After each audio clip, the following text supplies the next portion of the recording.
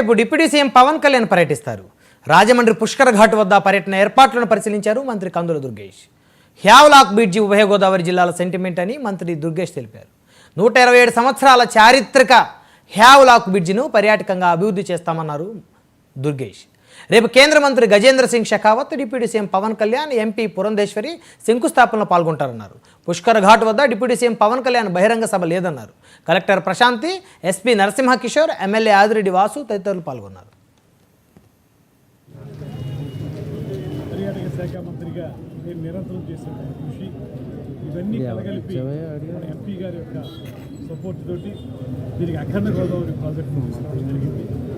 కేవలం రాజమండ్రి కాకుండా అటు పక్కన కడియం కానీ ఆ పైన ఎడదవోలు, కొవ్వూరు ఇవన్నీ కలగలుపుకుని ఉభయ గోదావరి జిల్లాలకి అనుసంధానంగా ఉన్నటువంటి హ్యావ్లాక్ బ్రిడ్జిని సుందరీకరించడంతో పాటు బ్రిడ్జి లంక మీద కొంత పర్యాటక కేంద్రంగా తయారు చేయడం, కడియం నర్సరీల్ని ప్రపంచ పర్యాటకులు ఆకర్షించే విధంగా చేయడం, ఎడదవోలు కోట సత్యనారాయణ టెంపుల్ని పర్యాటకులకి అభివృద్ధి చేసే విధంగా చేయటం, ఇలాంటి ఒక బృహత్తరమైనటువంటి కార్యక్రమంతో డిపిఆర్ తయారు చేసుకుని కేంద్ర మంత్రివర్యులు గజేంద్ర సింగ్ షెకావత్ గారి యొక్క సంపూర్ణ ఆమోదంతో ఇవాళ 94,44 లక్షల అంచనా వ్యయంతో ఈ కార్యక్రమాన్ని శ్రీకారం చుట్టడం జరుగుతుంది.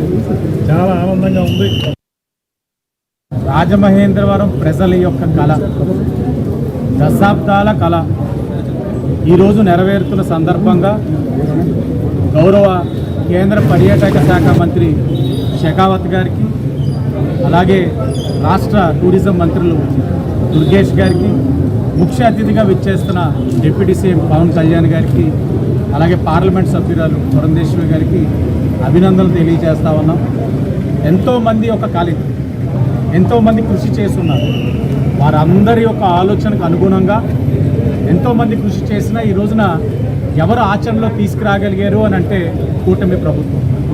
ఎన్నికల ముందు అదే పని మీద చెప్పేవాళ్ళం. ఇక్కడ శాసనసభ్యుడిగా పోటీ చేసేటప్పుడు, పార్లమెంట్ సభ్యురాలుగా ఆవిడ ఎంపీగా ఏదైతే పురంధేశ్వరి గారు పోటీ చేసినప్పుడు ఈ హ్యావ్లాక్ బ్రిడ్జ్ ఏదైతే ఉందో, అలాగే ఈ పుష్కర్ ఘాట్స్ ఏదైతే ఉన్నాయో, పుష్కరాల్ని దృష్టిలో పెట్టుకొని పుష్కర్ ఘాట్స్ చేయడం కాదు,